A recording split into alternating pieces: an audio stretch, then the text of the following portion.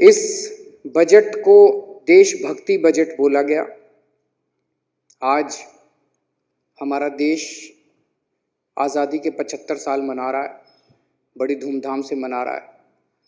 और इस 75वें साल में इस बजट के ज़रिए पूरी कोशिश की गई है कि अगले एक साल दिल्ली के कण कण के अंदर देशभक्ति की भावना होगी, हर जगह देशभक्ति की भावना होगी और कई सारे कार्यक्रमों के आयोजन और कई सारे नई नई चीज़ें शुरू की जाएंगी। इस दौरान स्कूलों के अंदर देशभक्ति पाठ्यक्रम शुरू किया जाएगा। ये पहली बार हो रहा है। अन्य कई देशों में होता है कि बच्चों को बचपन से अपने देश के प्रति कूट कूट कर देशभक्ति भरने का काम अन्य कई देशों में किया जाता है। हमारे देश के अंदर हमारे पाठ्यक्रम में मैं समझता हूँ ये कमी थी, जो इस वर्ष से दिल्ली राज्य में ये कमी पूरी की जाएगी और बच्चों के अंदर देशभक्ति की भावना भरी जाएगी। इसी बजट में कहा गया कि हम दिल्ली में जगह जगह 500 जगह हम लोग बड़े बड़े तिरंगे लगाएंगे, तिरंगे फहराएंगे। सरकार बड़े बड़े तिरंगे फहराएगी। ये बहुत ही शानदार कदम है। जब भी हम तिरंगा देखते हैं तो हमारा मन देशभक्ति से ओतप्रोत हो जाता है। जब भी हम तिरंगा देखते हैं तो अंदर खुद ब खुद मन बोल उठता है, भारत माता की जय।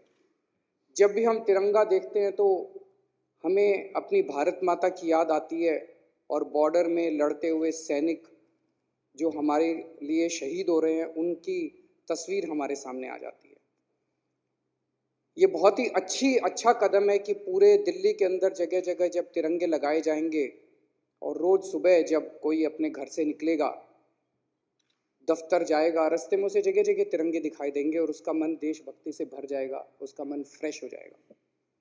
मुझे ये समझ नहीं आ रहा कि जब से ये ऐलान किया गया है तब से भारतीय जनता पार्टी और कांग्रेस के लोग इसका विरोध क्यों कर रहे हैं।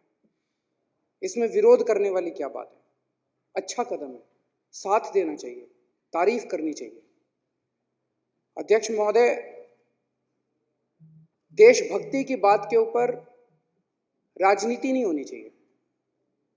देश हमारा सबका है, भारत हमारा सबका है, चाहे कोई बीजेपी से हो, चाहे कांग्रेस से हो, चाहे आम आदमी पार्टी से हो, चाहे इस पार्टी से हो, चाहे उस पार्टी से हो। देश तो हमारा सबका है। केंद्र सरकार ने जब जब अच्छे काम किए, हमने दलगत राजनीति से ऊपर उठ के साथ दिया। मुझे याद है 2014 में प्रधानमंत्री जी ने स्वच्छ भारत का ऐलान किया था। मैं खुद झाड़ू लेके एक झुग्गी बस्ती के अंदर सफाई करने गया था स्वच्छ भारत में पार्टिसिपेट करने के लिए। मुझे याद है जब उन्होंने योगा का कार्यक्रम अनाउंस किया था, मैं खुद अपनी चटाई लेके इंडिया गेट गया था योगा करने के लिए, ये सारे गए थे। जब जब भारत की बात आती है, हमारे लिए कोई बीजेपी नहीं है, कोई कांग्रेस नहीं है, कोई आम आदमी पार्टी नहीं, हमारे लिए हमारा देश है, भारत माता है। तो मेरे को समझ नहीं आया कि जब हमने कहा हम पूरे दिल्ली के अंदर तिरंगे फहराएंगे तो भारतीय जनता पार्टी वालों ने इसका विरोध क्यों किया, कांग्रेस वालों ने इसका विरोध क्यों किया। कहते तिरंगे नहीं होने चाहिए। क्यों नहीं होने चाहिए तिरंगे? होने चाहिए, नहीं होने चाहिए? होने चाहिए तिरंगे। मैं उनसे भारतीय जनता पार्टी से पूछना चाहता हूं कि ये तिरंगा भारत में नहीं फहराएगा तो पाकिस्तान में फहराएगा क्या? हमारे देश का तिरंगा दिल्ली में नहीं फहराएगा तो इस्लामाबाद में फहराएगा क्या? मुझे बड़ा दुख हुआ। अभी जब परसों मैं सदन में भाषण दे रहा था,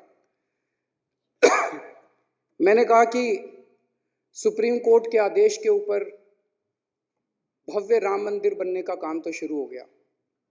जब ये मंदिर बन जाएगा तो हम अपने दिल्ली के सभी बुजुर्गों को फ्री में राम लल्ला के दर्शन करा के लाएंगे, हम राम मंदिर के दर्शन करा के लाएंगे अयोध्या के। जब से मैंने ये ऐलान किया, ये बीजेपी और कांग्रेस वाले विरोध कर रहे हैं इसका। क्यों विरोध कर रहे हैं इसका? मेरे को तो समझ नहीं आता। मैं पूछना चाहता हूं कि क्या अपने बुजुर्गों को राम मंदिर के दर्शन कराना पाप है?